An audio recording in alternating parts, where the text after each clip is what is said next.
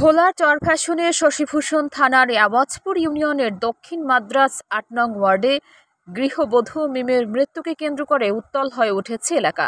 দোষীদের দ্রুত গ্রেপ্তার ও বিচারের দাবিতে এলাকাবাসী মানববন্ধন ও বিক্ষোভ করেছেন। জানা গেছে, গত ২৯ অক্টোবর সকাল ১১টায় মিমের শ্বশুরবাড়ির সামনে এলাকাবাসীর উদ্যোগে এই বিক্ষোভ অনুষ্ঠিত হয়।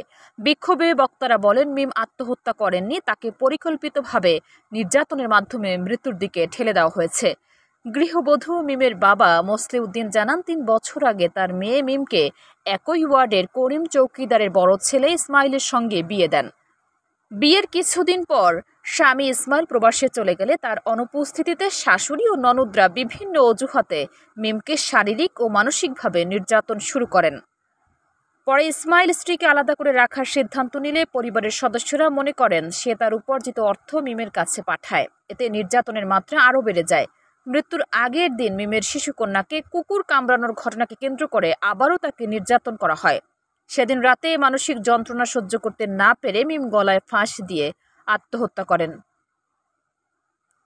পরদিন সকালে মিমের বাবা ছাগল চড়াতে গিয়ে ঘরের দরজা বন্ধ দেখতে পান। ডাকাডাকিতে কোনো সাড়া না পেয়ে দরজা ভেঙে দেখেন মেয়ে ঝুলন্ত অবস্থায় আছে। স্থানীয়দের সহায়তায় তাকে চরফ্যাশন উপজেলা স্বাস্থ্য কমপ্লেক্সে নেওয়া হলে চিকিৎসক মৃত ঘোষণা করেন। ঘটনার পর মিমের বাবা শশীভূষণ থানায় স্বামী ইসমাইল সহ ৪ জনকে আসামি করে একটি অপমৃত্যুর মামলা দায়ের করেছেন। ঘটনার পর মিমের বাবা শশীভূষণ থানায় স্বামী ইসমাইল সহ ৪ জনকে আসামি করে একটি অপমৃত্যুর মামলার দায়ের করেছেন। মামলার পর থেকে আসামিরা পলাতক রয়েছে। শশীভূষণ থানার অফিসার ইনচার্জ ওসি তারিক হাসান রাসেল বলেন, মিমের মৃত্যুর ঘটনায় একটি অভিযোগ পেয়েছি, তদন্ত চলছে। প্রাথমিকভাবে প্রমাণ পাওয়া গেলে আইনানুগ ব্যবস্থা গ্রহণ করা হবে।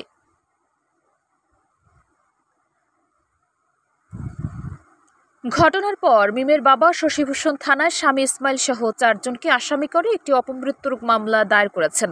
মামলার পর থেকে আসামিরা পলাতক রয়েছে। শশীভূষণ থানার অফিসার ইনচার্জ ওসি তারিক হাসান রাসেল বলেন, মিমের মৃত্যুর ঘটনায় একটি অভিযোগ পেয়েছি, তদন্ত চলছে। প্রাথমিকভাবে প্রমাণ পাওয়া গেলে আইন অনুযায়ী ব্যবস্থা নেওয়া হবে। স্থানীয়রা প্রশাসনের প্রতি আহ্বান জানিয়েছেন, গৃহবধূ মিমের মৃত্যুর সুষ্ঠু তদন্ত করে দোষীদের দ্রুত গ্রেপ্তার ও দৃষ্টান্তমূলক শাস্তি নিশ্চিত করতে।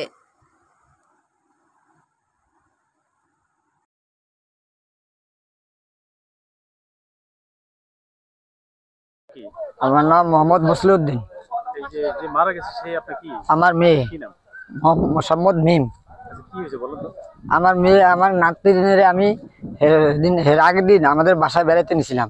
নেওয়ার পরে আমাদের পাহাড়ে একটা কুকুর ছিল, সেই কুকুরটা এসে আমার নাতিনের হাতে আঁচড় দিছে।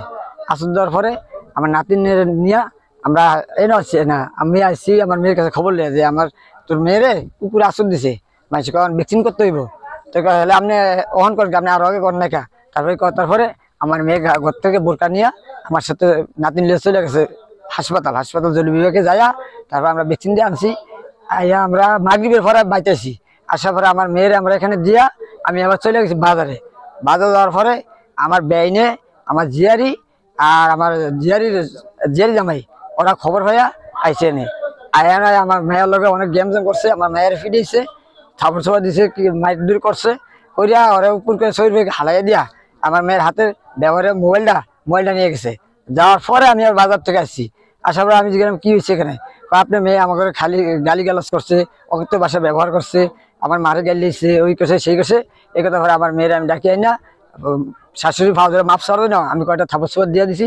দেওয়ার পরে তারপরে আমার নাতিনেরে কোলো করে নিয়ে আমার বেইনে ওই রাস্তা চলে গেছে। চলে যাওয়ার পরে আমার মেয়ে এখান থেকে দৌড়ে হেন যায় আমার নাতিনের ধরছে, আন্তবিল্লা জ্বরের মধ্যে আমার বেইনে সেখানে আমার মেয়ের মারধর করছে।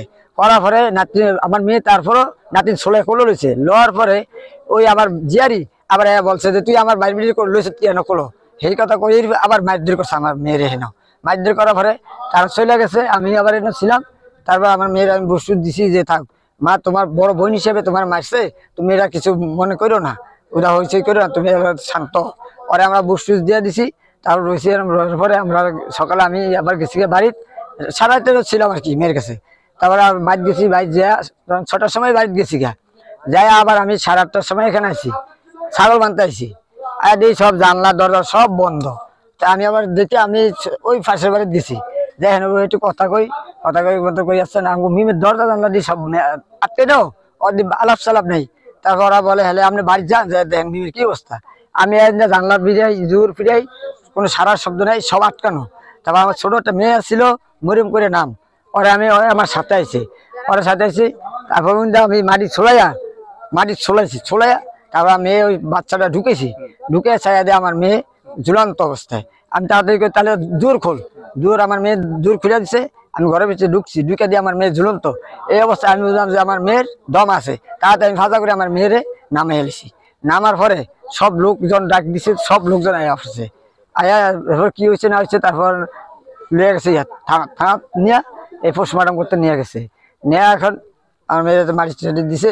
দেওয়ার পরে ওই ছেলের পক্ষ আমার সম্বন্ধে আছে, ওরে বাপ বলেছে যে বাবা আমার তো বাপ নাই, আপনি আমার বাপ, আপনার এটা যেমনি হোক এটা নিষ্পত্তি করে দেন, এটা একটা বইয়ে ফয়সলা করে দেন। তারপরে শহীদারা আসছিল, শহীদার সব বইয়া এটা একটা ফয়সলা দিছিল। দেওয়ার পরে এটা ওরা মানে নাই পরে আমরা মামলা করছি। এখন পুলিশে এখন এটা তপ্ত নিতেছে না আর কি, নেয় না দাঁড়ানো। ওরা ফিরা দিচ্ছে, ফিরা ছেলে মারা গেছে।